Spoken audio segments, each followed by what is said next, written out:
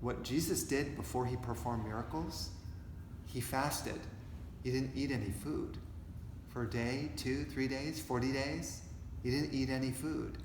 Then he would come back into the city. He would place his hands on people and they would spontaneously heal. Why do you think he did that? Fasting, he gets all the toxins out from all the food, fasting from desires. He comes back and the energy, the presence, the power is flowing through him. And so he can touch you on the head and your eyes are healed in a second. That's how he did it. And so it's like, okay, well that was one practice he suggested.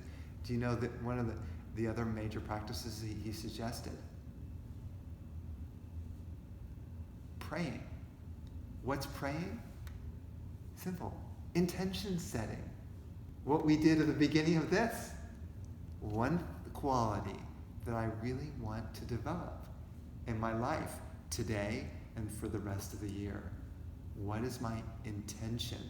If you don't ask for what you want, the universe doesn't know. The universe is like, so does he want? He's confused. He's not really giving me, he's not really making it clear. And sometimes maybe you have to be clear about what you really want.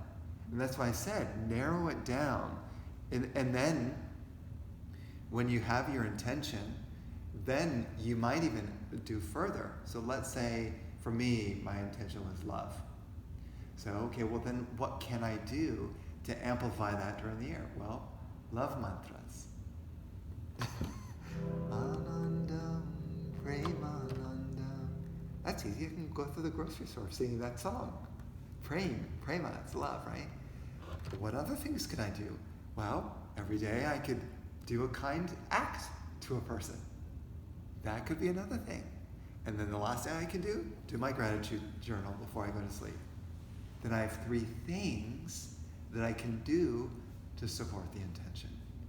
Seems like a simple teaching, but a lot of people don't seem to do it. They don't have, let's put it this way, they don't have like a kind of discipline. We need kind of reminders. We get so caught up in our daily work, we forget even what our purpose was. What was I here for? Oh yeah, love. Oh yeah, I forgot about that. Daily mission statement reminder. Really, intentions. It's your mission statement. Crucial. Right? Yeah. Crucial. What is the mission today? And you use for To spread love. I'm going to be Yeah. be disciplined about discipline. Yeah. So discipline. If you want to be a disciple, like if you wanted to be a Jesus disciple, and he was propounding love, how are you going to follow a discipline to develop your love? Love's not that easy. You can't just snap your fingers and, oh, I'm in love with everyone. You have to practice forgiveness. You have to practice gratitude. You have to practice clearing your negativity. You have to do all those things. You can't just say, oh, I want love, and then just let it sit there.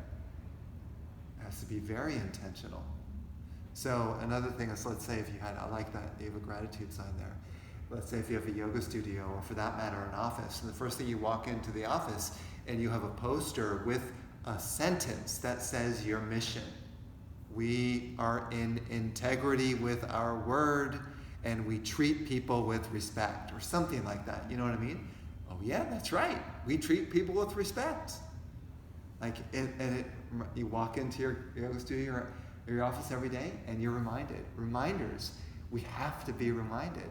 Why do you think we chant mantra over and over and over again? It's not just one. It's not that simple. You know, mantra is a calling of your inner divinity. That's what it is. You have the divinity inside you already, but it has to be awakened. It's sleeping, which is why we don't feel love constantly all the time for all people and all places, all things. You know? So it's not like it's not inbuilt. It is inbuilt, but you have to call it. You have to invoke it. And not only that, you ask for help. And do you know who you ask for help from?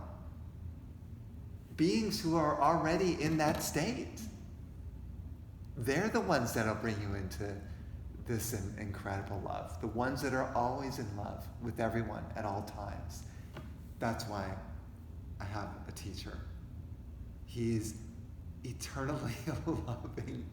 In such an I went up to see him in the Himalayas just a couple months ago, maybe a month ago. And I had the most profound state of love there that I had ever had in my life. I was crying. I was so moved. Stunned. Right? And so, a love that's just out of this world. Unexplainable. I mean, never in my life felt like that. Even in the most romantic relationship. Like nothing compared to it.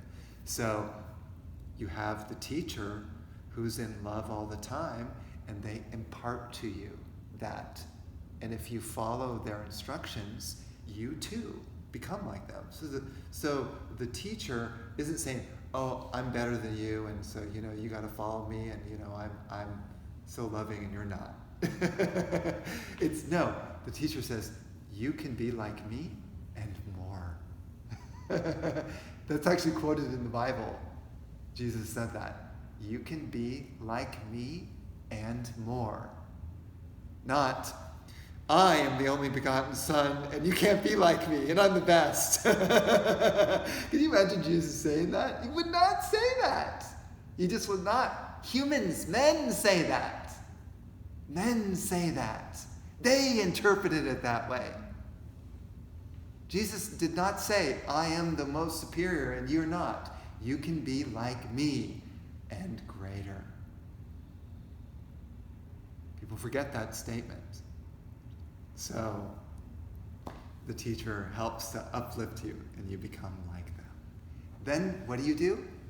You pass it on to your family and others. And it's this ripple effect. After a while, the whole world falls in love, and then it's a paradise on earth. Then you don't have to wait to die to go to heaven. You create heaven here, now, in this room, immediately.